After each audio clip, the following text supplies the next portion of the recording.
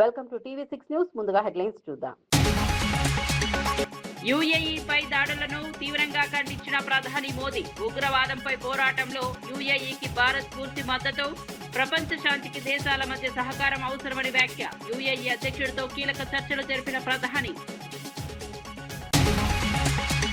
TIMS తో ప్రపంచ స్థాయి వైద్యం అందించామన్న కేటీఆర్. సామాన్యులకు ఎయిమ్స్ స్థాయి వైద్యం అందించాలన్న లక్ష్యం. టిమ్స్ ఆసుపత్రులు లక్షల మందికి సేవలు అందిస్తున్నాయన్న కేటీఆర్.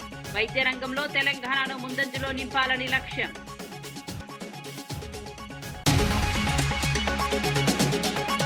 త్వరలో కర్నూలులో హైకోర్టు బెంచ్ ఏర్పాటు అన్న లోకేష్. రాయలసీమ అభివృద్ధిపై ప్రత్యేక దృష్టి పెట్టిన ప్రభుత్వం. హైకోర్టు బెంచ్ తో ప్రజలకు చేరువ కానున్న న్యాయ సేవలు. రాష్ట్ర అభివృద్ధికి ప్రభుత్వం మహానిశలు శ్రమిస్తోందన్న లోకేష్. ధాన్యం కొనుగోలులో ప్రభుత్వ వైఫల్యమంటూ జీవన్ రెడ్డి ఫైర్. రైతులు ఇంకా కల్లాల వద్దే పడిగాపులు కాస్తున్నారని విమర్శ. కొనుగోలు ప్రక్రియలో పారదర్శకత తీసుకురావాలని సూచన. రైతుల సమస్యలపై వెంటనే స్పందించాలని ప్రభుత్వానికి డిమాండ్. 2027 నుంచి నీట్ పరీక్షలు పూర్తిగా ఆన్లైన్లోనే. పేపర్ లీకేజీలకు అడ్డుకట్ట వేసేందుకే కీలక నిర్ణయం. పరీక్షల్లో పారదర్శకత పెంచడమే ప్రభుత్వ లక్ష్యమన్న కేంద్రం. విద్యార్థుల భవిష్యత్తుతో రాజీ ఉండొద్దన్న ధర్మేంద్ర ప్రధాన్. ఇక వార్త వివరాల్లోకి వెళ్తే, అబుదాబి పర్యటనలో ఉన్న భారత ప్రధాని నరేంద్ర మోదీ యుఏఈ అధ్యక్షుడు షేక్ మహమ్మద్ బిన్ జాయద్ అల్ నహ్యాన్తో ద్వైపాక్షిక చర్చలు నిర్వహించారు. ఈ సందర్భంగా యుఏఈపై జరుగుతున్న దాడులను భారత్ తీవ్రంగా ఖండిస్తోందని ప్రధాని స్పష్టం చేశారు. ఇటువంటి చర్యలు ఎట్టి పరిస్థితుల్లోనూ ఆమోదయోగ్యం కాదన్నారు. ఉగ్రవాదంపై పోరాటంలో యుఏఈకి భారత్ పూర్తి మద్దతు ఉంటుందని భరోసా ఇచ్చారు.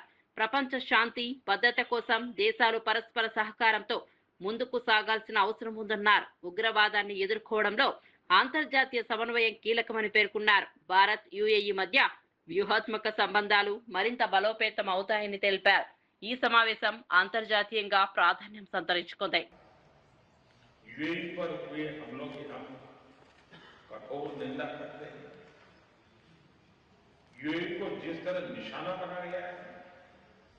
ये किसी भी रूप में स्वीकार्य नहीं है। ब्रदर, इन कठिन परिस्थितियों में आपने जिस संयम, करेज और विजडम का परिचय दिखाया है, यह बहुत ही सराहनीय है।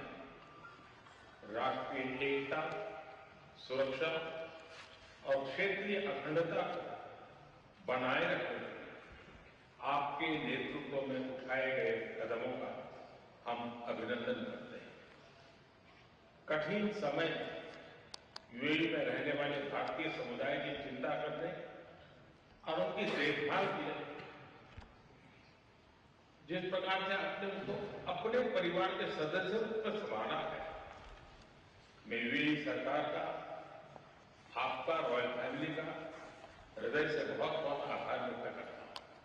తెలంగాణ మంత్రి కోమటిరెడ్డి వెంకటరెడ్డి మరోసారి తన మానవత్వాన్ని చాటుకున్నారు. కంటి చూపు కోల్పోతున్న ఓ పేద చిన్నారి కుటుంబం సహాయం కోసం మంత్రిని ఆశ్రయించగా ఆయన వెంటనే స్పందించారు. చిన్నారికి అవసరమైన వైద్య పరీక్షలు, మెరుగైన చికిత్స అందేలా చర్యలు తీసుకున్నారు. మంత్రి చొరవతో శస్త్రచికిత్స విజయవంతంగా పూర్తయి చిన్నారికి తిరిగి చూపు వచ్చింది. దీంతో ఆ కుటుంబంలో ఆనందం వెల్లివిరిసింది. ఆపదలో ఆదుకున్న మంత్రికి చిన్నారి తల్లిదండ్రులు కృతజ్ఞతలు తెలిపారు. సామాన్య ప్రజల సమస్యలపై స్పందించడం గొప్ప విషయమని పలువురు అభినందిస్తున్నారు. ఈ ఘటనపై సోషల్ మీడియాలో కూడా ప్రశంసలు వెల్లువెత్తుతున్నాయి. సార్ ఇమీడియట్లీగా మాకు రెస్పాండ్ అయ్యి మా కుమారుడి చూపు కోల్పోయి చీకటిలో ఉన్న మా కుటుంబాన్ని మీరు దేవుళ్లాగొచ్చి మాకు వెలుతురునిచ్చారు సార్. అదేవిధంగా మేము చాలా ఏమీ తోచని పరిస్థితిలో ఉన్న టైంలో ఒక తండ్రిలా మా కష్టాన్ని అర్థం చేసుకొని మా బిడ్డ భవిష్యత్తు మీరు బంగారు బాట వేశారు సార్. చెప్పాలంటే మీలాంటి నాయకులు మాలాంటి పేదవాళ్ళ కోసమే పుట్టినట్టు నాకు అనిపిస్తుంది సార్. ఎందుకంటే నిజంగా ఈ టైంలో మాకు అండగా ఉండి, అందులో ఆ ఎల్వి ప్రసాద్ హాస్పిటల్లో మాకు స్పెషల్ విఐపి ట్రీట్మెంట్ ఇప్పించేసి బాబు భవిష్యత్తుని కాపాడారు సార్. చౌతిరెడ్డి జోడిస్తున్నాం మీకు. మీరు మీ కుటుంబం మా ఆయుష్ పోసుకుని కూడా మీరు మాలాంటి పేదల కోసం మీరు బ్రతకాలి సార్. మీలాంటి లీడర్స్ ఉండాలి సార్. ఎందుకంటే కాబట్టి కోమటిరెడ్డి ఫ్యామిలీ అని అంటేనే పేదోళ్ళ ఫ్యామిలీ. మీరు పేదోళ్ళ కోసం పుట్టారు సార్. మీ రుణం మేము ఎప్పటికీ తీర్చుకోలేము sir. So thank you so much sir. మీకు పాదాభివందనాలు తెలుసుకుంటున్నాను సార్. మా కుటుంబాన్ని భవిష్యత్తు ఇచ్చారు కాబట్టి thank you so much sir. Thank you. NEET పరీక్షల్లో జరుగుతున్న అక్రమాలను అరికట్టేందుకే కేంద్ర ప్రభుత్వం కీలక నిర్ణయం తీసుకుంది.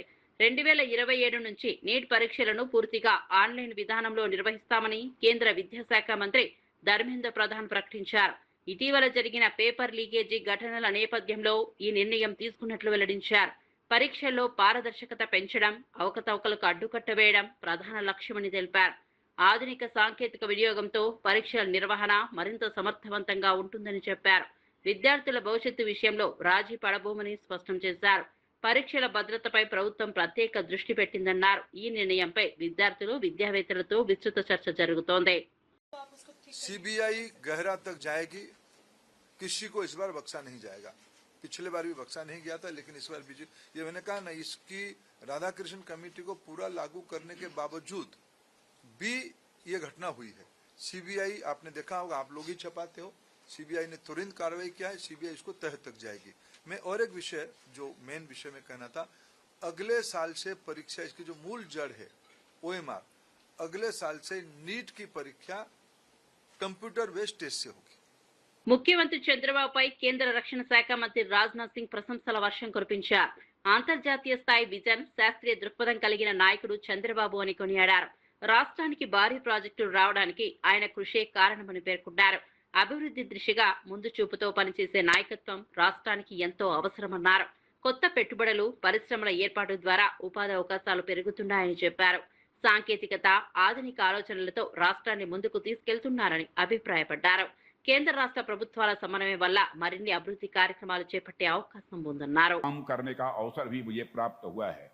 अनेक विजनरी लोगों के साथ काम किया है, लेकिन टेक्नोलॉजी के प्रति जो जुनून, डेवलपमेंट के प्रति जो कमिटमेंट और फ्यूचर को प्रेडिक्ट कर पाने की जो दूरदृष्टि हमें नायडू गारू में है, वह बिरले ही देखने को मिलती है। కొండాపూర్లో 650 కోట్ల పెట్టుబడితో 44 ఎకరాల్లో భారీ ఫుడ్ ఇండస్ట్రీ ఏర్పాటు కానుంది. ఈ ప్రాజెక్టుకు మంత్రులు శ్రీధర్ బాబు, దామోదర రాజనరసింహ భూమి పూజ నిర్వహించారు. కేజేఎస్ యూనిట్ 2 ద్వారా దాదాపు 1500 మంది మహిళలకు ఉపాధి కల్పించడమే లక్ష్యంగా ఈ ప్రాజెక్టును ప్రారంభించినట్లు తెలిపారు. పరిశ్రమల అభివృద్ధితో స్థానికంగా ఉద్యోగ అవకాశాలు పెరుగుతాయని అభిప్రాయపడ్డారు. మహిళల ఆర్థిక సాధికారకతకు ఈ ప్రాజెక్టు ఉపయోగపడుతుందని పేర్కొన్నారు. కార్యక్రమంలో భాగంగా మంత్రి రాజనరసింహ శ్రీధర్ బాబును పక్కన కూర్చోపెట్టుకుని 15 కిలోమీటర్లు కారు నడపడం ఆకర్షణీయంగా నిలిచింది. పరిశ్రమల ద్వారా రాష్ట్ర అభివృద్ధి వేగవంతం అవుతుందని నాయకులు పేర్కొన్నారు.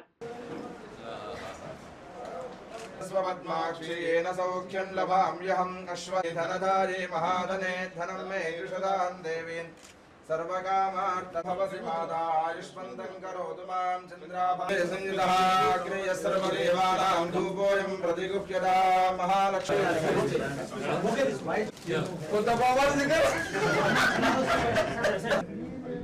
All the best,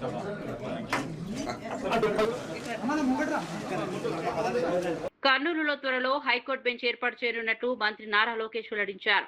రాష్ట్ర అభివృద్ధి కోసం ముఖ్యమంత్రి చంద్రబాబు, ప్రధాని మోదీ, రక్షణ మంత్రి రాజ్నాథ్ సింగ్ అహర్నిశలు శ్రమిస్తున్నారని తెలిపారు. వీరంతా 75 ఏళ్ల యువకుల్లా పనిచేస్తున్నారని వ్యాఖ్యానించారు. రాష్ట్రానికి కీలక ప్రాజెక్టులు, మౌలిక సదుపాయాలు తీసుకురావడంలో ప్రభుత్వం ప్రత్యేక దృష్టి పెట్టిందన్నారు. కర్నూలు ప్రాంత అభివృద్ధికి కూడా ప్రభుత్వం కట్టుబడి ఉందని పేర్కొన్నారు. హైకోర్టు బెంచ్ ఏర్పాటుతో ప్రజలకు న్యాయ సేవలు మరింత చేరువ అవుతాయని అభిప్రాయపడ్డారు. ప్రాంతీయ సమతుల్య అభివృద్ధికి ప్రభుత్వం చర్యలు తీసుకుంటోందన్నారు. సంవత్సరాలు కుర్రోల్లో ఉన్నారు, 6 నెలలు బంద్ చేస్తారు. గూగుల్ డేటా సెంటర్ 1,35,000 కోట్ల పెట్టుబడి, ఆసిలర్ మిత్తల్ ఇంకొక 1,35,000 కోట్ల పెట్టుబడి, పుట్టపర్తిలో ఫైటర్ జెట్ తయారీ కోసం 1,50,000 కోట్ల పెట్టుబడి, అమరావతి పోలవరం పనులకి నిధులు, విశాఖ ఉక్కుని మనం కాపాడుకున్నాం, విశాఖపట్నంలో రైల్వే జోన్ ఏర్పాటు చేసుకున్నాం. త్వరలో కర్నూలులో కూడా హైకోర్టు బెంచ్ ఎన్డీఏ ప్రభుత్వం ఏర్పాటు చేయబోతుంది. ఇవన్నీ సాధించామంటే దానికి కారణం నాయుడుజీ మోడీజీ జోడీ అని ఆంధ్ర రాష్ట్ర ప్రజలకి తెలియజేస్తున్నాం. నెల్లూరు రూరల్ ఎమ్మెల్యే కోటంరెడ్డి శ్రీధర్ రెడ్డి ఇంధన పొదుపు కోసం వినూత్న నిర్ణయం తీసుకున్నారు. ముఖ్యమంత్రి చంద్రబాబు, ప్రధాని మోదీ సూచనల బాటలో ఎలక్ట్రిక్ బైక్ పై పర్యటించారు. కాన్వాయ్, ఎస్కాట్ వాహనాలను రద్దు చేసి ప్రజల్లోకి వెళ్లడం ప్రత్యేక ఆకర్షణగా నిలిచింది.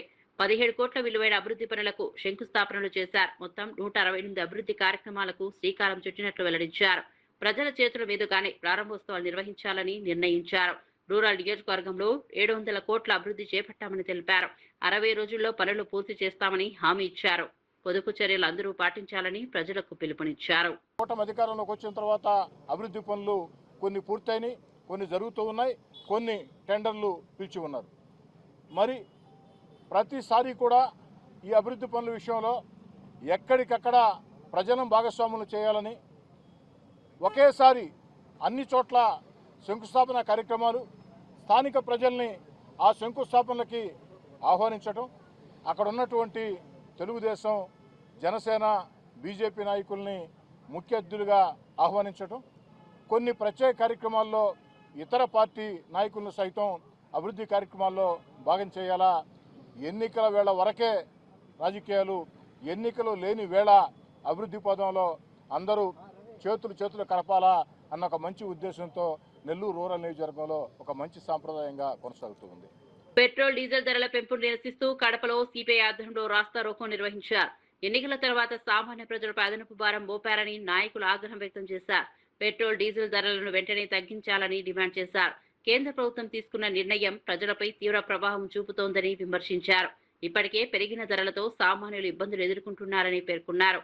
ధరల పెరుగుదలతో రవాణా ఖర్చులు కూడా అధికమవుతున్నాయని తెలిపారు. ప్రజలపై ఆర్థిక భారం తగ్గించే చర్యలు తీసుకోవాలని కోరారు. మోదీ ప్రభుత్వ నిర్ణయంపై తీవ్ర అసంతృప్తి వ్యక్తం చేశారు.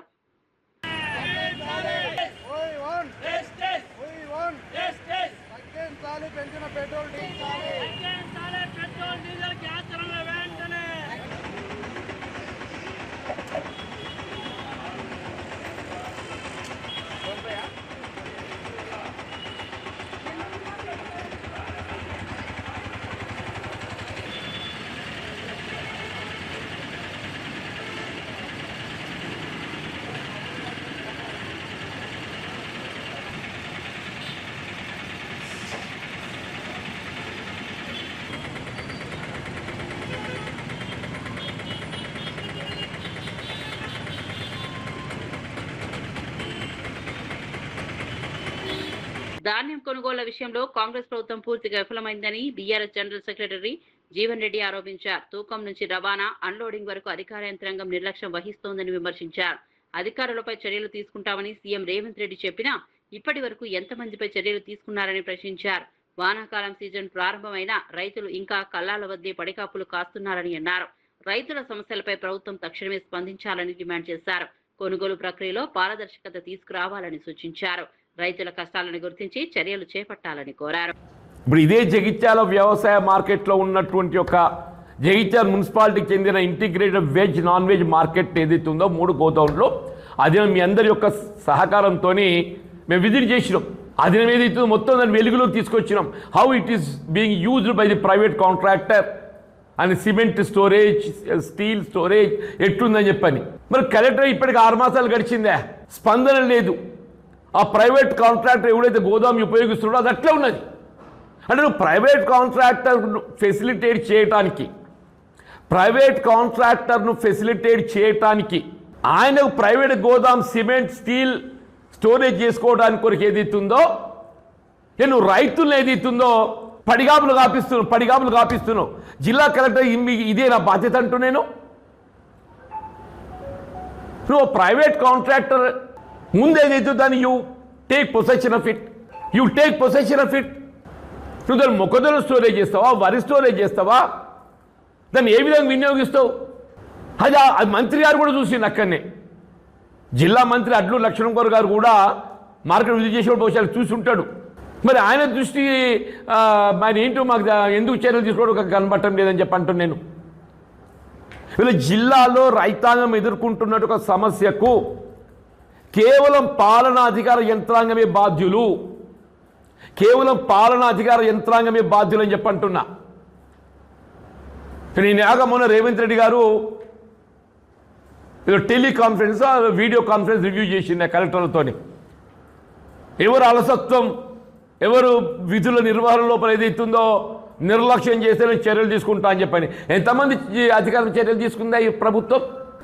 ఎంతమంది అధికారులు చర్యలు తీసుకుందని చెప్పంటూ నేను జగిత్యాల జిల్లాలో ట్రాన్స్పోర్టేషన్ హైదరాబాద్ ప్రజలకు ప్రపంచ స్థాయి వైద్యం అందించాలనే లక్ష్యంతో బీఆర్ఎస్ హయాంలో టిమ్స్ ఆసుపత్రులను ఏర్పాటు చేశామని బీఆర్ఎస్ వర్కింగ్ ప్రెసిడెంట్ కేటీఆర్ తెలిపారు. గతంలో గాంధీ, ఉస్మానియా వంటి ప్రభుత్వ ఆసుపత్రులే ప్రధాన ఆధారంగా ఉండేవని గుర్తు చేశారు. సామాన్య ప్రజలకు కూడా ఎయిమ్స్ స్థాయి వైద్యం అందించాలనే ఆలోచనతో కేసీఆర్ టిమ్స్ ను రూపకల్పన చేశారని వెల్లడించారు. అత్యాధునిక సాంకేతికత, అంతర్జాతీయ ప్రమాణాలతో ఈ ఆసుపత్రులను నిర్మించామని తెలిపారు. మెరుగైన ఆరోగ్య సేవలను ప్రజలకు అందుబాటులోకి తీసుకురావడమే ప్రభుత్వ లక్ష్యమన్నారు. వైద్య రంగంలో తెలంగాణను దేశంలో ముందంజలో నిలపాలని ప్రయత్నించామని పేర్కొన్నారు. టిమ్స్ ఆసుపత్రులు లక్షలాది మందికి సేవలు అందిస్తున్నాయని వివరించారు. యజ్ఞానికి ఆనాటి ప్రభుత్వం శ్రీకారం చుట్టడం జరిగింది. ఏప్రిల్ 22, 2022 నాడు ఇదే సనత్ నగర్ లో మరి పెద్దలు తలసాని శ్రీనివాస్ యాదవ్ గారు, కేసీఆర్ గారు, అట్లాగే ఆనాటి ఆరోగ్య శాఖ మంత్రిగా హరీష్ రావు గారు అందరూ కూడా వచ్చి ఇక్కడ శంకుస్థాపన చేయడం జరిగింది. ఒక సనత్ నగర్ లోనే కాదు, హైదరాబాద్ చుట్టూ 4 దిక్కుల ఈస్ట్, వెస్ట్, నార్త్, సౌత్ 4 వైపుల ప్రజలకి మరి వైద్య సేవలు అందుబాటులో ఉండాలి అని చెప్పి టిమ్స్ అనే బ్రాండ్ కింద బ్రహ్మాండమైన ఈ కార్యక్రమానికి కేసీఆర్ గారు శ్రీకారం చుట్టినారు. 65 ఏళ్లు స్వాతంత్రం వచ్చిన తర్వాత 3 దవాఖానాలు హైదరాబాద్ లో, గాంధీ, నిమ్స్, ఉస్మానియా.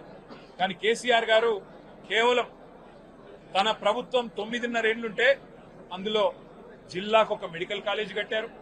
ప్రతి జిల్లాలో సూపర్ స్పెషాలిటీ హాస్పిటల్ 500 పడకలతో ఆసుపత్రి నిర్మాణం చేశారు. హైదరాబాద్ లో కూడా మరి 4 టిమ్స్ హాస్పిటళ్లు మంజూరు చేసిన ఘనత కూడా కేసీఆర్ గారికి దక్కుతుంది. ఇవాళ చాలా సంతోషంగా ఉంది. ఈ టిమ్స్ సనత్ నగర్ ఓపీ సేవలు ప్రారంభమైనాయంటే మా సూపరింటెండెంట్ గారిని అడిగి మరి మేము కూడా చూస్తాము ఎట్లా జరుగుతా ఉంది. ఇది మా నాయకుడి విజన్, మా నాయకుడి కళ. హైదరాబాద్ లో మెరుగైన వైద్య సేవలు అందించాలనేది. 350 బస్తీ దవాఖానాలు పెట్టాము, ప్రైమరీ డిస్పెన్సరీ కేంద్రాలు. అట్లాగే అద్భుతమైన సేవలు అందించడానికి టిమ్స్ పెట్టాము. ఎట్లా పనిచేస్తున్నాయో చూడడానికి వస్తామంటే వారు చాలా విశాల హృదయంతో మమ్మల్ని అందరిని ఆహ్వానించినందుకు వారికి కూడా ధన్యవాదాలు. మధ్యప్రదేశ్ లోని వివాదాస్పద భోజశాల ఆలయ కేసులో హిందువులకు పెద్ద విజయం లభించిందని గోషామహల్ ఎమ్మెల్యే రాజాసింగ్ హర్షం వ్యక్తం చేశారు.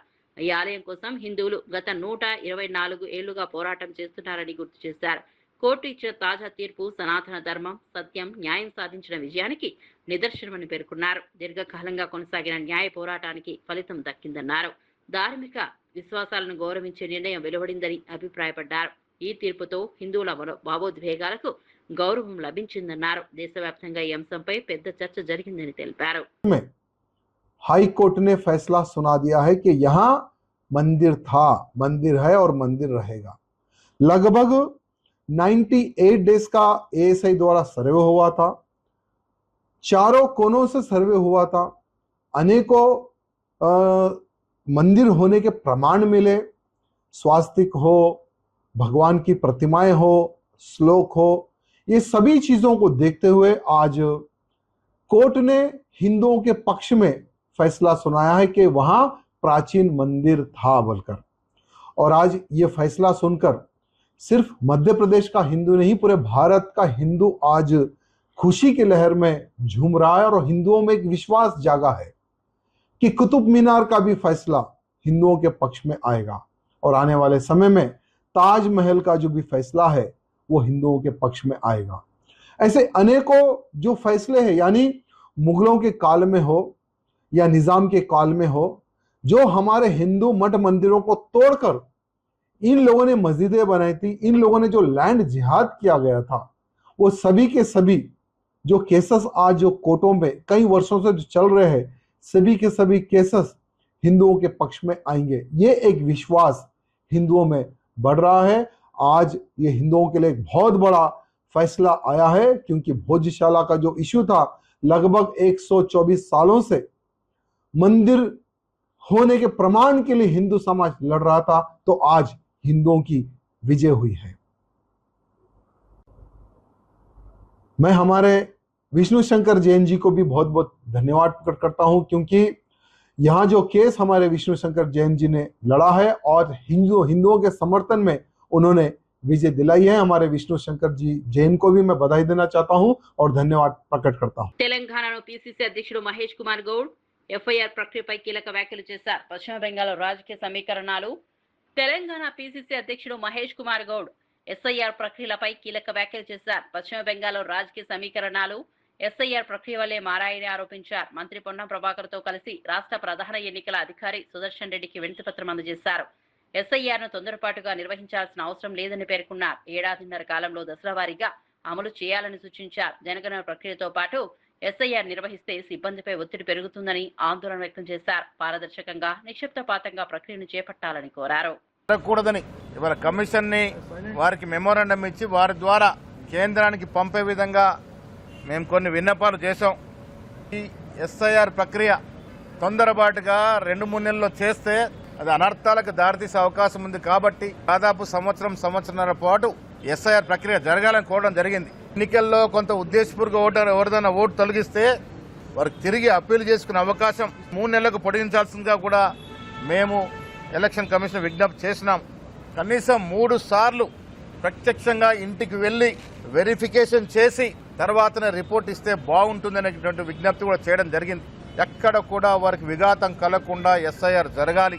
ఆ విషయంలో తగు జాగ్రత్త. ఖమ్మం జిల్లా కేంద్రంలో తెలంగాణ వర్కింగ్ జర్నలిస్ట్ ఫెడరేషన్ వ్యవస్థాపక అధ్యక్షులు మావిడి సోమయ్య దంపతుల 39వ వివాహ వార్షికోత్సవ వేడుకలకు ఫెడరేషన్ సభ్యులు ఘనంగా నిర్వహించారు. కేక్ కట్ చేసి సభ్యులకు మిఠాయిలు పంచుతూ ఆనందోత్సవాల మధ్య కార్యక్రమం సాగింది. ఈ సందర్భంగా జిల్లా అధ్యక్షుడు నానబాల రామకృష్ణ, ప్రధాన కార్యదర్శి అర్వపల్లి నగేష్ మాట్లాడుతూ టీడబ్ల్యూజేఎఫ్ యూనియన్ ను 2010లో స్థాపించిన మావిడి సోమయ్య అప్పటి నుంచి కుటుంబంతో పాటు యూనియన్ బాధ్యతలను సమతుల్యం చేస్తూ ముందుకు తీసుకెళ్తున్నారని చెప్పారు. తెలంగాణలోని 33 జిల్లాల్లో సభ్యులను కుటుంబ సభ్యుల్లా భావిస్తూ ఎటువంటి అవకతవకలకు తావు లేకుండా నిక్షిప్తపాతంగా యూనియన్ ను నడిపిస్తున్నారని కొనియాడారు. మెమోరాండం ఇచ్చి వారి ద్వారా కేంద్రానికి పంపే విధంగా మేము కొన్ని విన్నపాలు చేశాం. ఈ ఎస్ఐఆర్ ప్రక్రియ తొందరపాటుగా 2-3 నెలల్లో చేస్తే అది అనర్థాలకు దారితీసే అవకాశం ఉంది. కాబట్టి దాదాపు సంవత్సరంన్నర పాటు ఎస్ఐఆర్ ప్రక్రియ జరగాలని కోరడం జరిగింది. ఎన్నికల్లో కొంత ఉద్దేశపూర్వక ఓటర్ ఎవరిదైనా ఓటు తొలగిస్తే వారికి తిరిగి అప్పీల్ చేసుకునే అవకాశం 3 నెలలకు పొడిగించాల్సిందిగా కూడా మేము ఎలక్షన్ కమిషన్ విజ్ఞప్తి చేసినాం. కనీసం 3 సార్లు ప్రత్యక్షంగా ఇంటికి వెళ్లి వెరిఫికేషన్ చేసి తర్వాతనే రిపోర్ట్ ఇస్తే బాగుంటుందనేటువంటి విజ్ఞప్తి కూడా చేయడం జరిగింది. ఎక్కడ కూడా వారికి విఘాతం కలగకుండా ఎస్ఐఆర్ జరగాలి. ఆ విషయంలో తగు జాగ్రత్తలు తీసుకోవాల్సిందిగా కూడా వీరికి చెప్పడం జరిగింది. బులెటిన్ ముగించే ముందు హెడ్లైన్స్ మరోసారి చూద్దాం. యుఏఈపై దాడులను తీవ్రంగా ఖండించిన ప్రధాని మోదీ. ఉగ్రవాదంపై పోరాటంలో యుఏఈకి భారత్ పూర్తి మద్దతు. ప్రపంచ శాంతికి దేశాల మధ్య సహకారం అవసరమని వ్యాఖ్య. యుఏఈ అధ్యక్షుడితో కీలక చర్చలు జరిపిన ప్రధాని. టిమ్స్ తో ప్రపంచ స్థాయి వైద్యం అందించామన్న కేటీఆర్. సామాన్యులకు ఎయిమ్స్ స్థాయి వైద్యం అందించాలన్న లక్ష్యం. టిమ్స్ ఆసుపత్రులు లక్షల మందికి సేవలు అందిస్తున్నాయన్న కేటీఆర్. వైద్య రంగంలో తెలంగాణను ముందంజలో నింపాలని లక్ష్యం.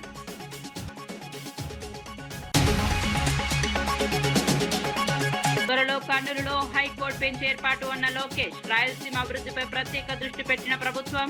హైకోర్టు బెంచ్ తో ప్రజలకు చేరువ కానున్న న్యాయ సేవలు. రాష్ట్ర అభివృద్ధికి ప్రభుత్వం మహర్నిశలు శ్రమిస్తోందన్న లోకేష్. ధాన్యం కొనుగోలులో ప్రభుత్వ వైఫల్యమంటూ జీవన్ రెడ్డి ఫైర్. రైతులు ఇంకా కల్లాల వద్దే పడిగాపులు కాస్తున్నారని విమర్శ. కొనుగోలు ప్రక్రియలో పారదర్శకత తీసుకురావాలని సూచన. రైతుల సమస్యలపై వెంటనే స్పందించాలని ప్రభుత్వానికి డిమాండ్. 2027 నుంచి నీట్ పరీక్షలు పూర్తిగా ఆన్లైన్లోనే. పేపర్ లీకేజీలకు అడ్డుకట్ట వేసేందుకే కీలక నిర్ణయం. పరీక్షల్లో పారదర్శకత పెంచడమే ప్రభుత్వ లక్ష్యమన్న కేంద్రం. విద్యార్థుల భవిష్యత్తుతో రాజీ ఉండొద్దన్న ధర్మేంద్ర ప్రధాన్. మరిన్ని అప్డేట్స్ కోసం చూస్తూనే ఉండండి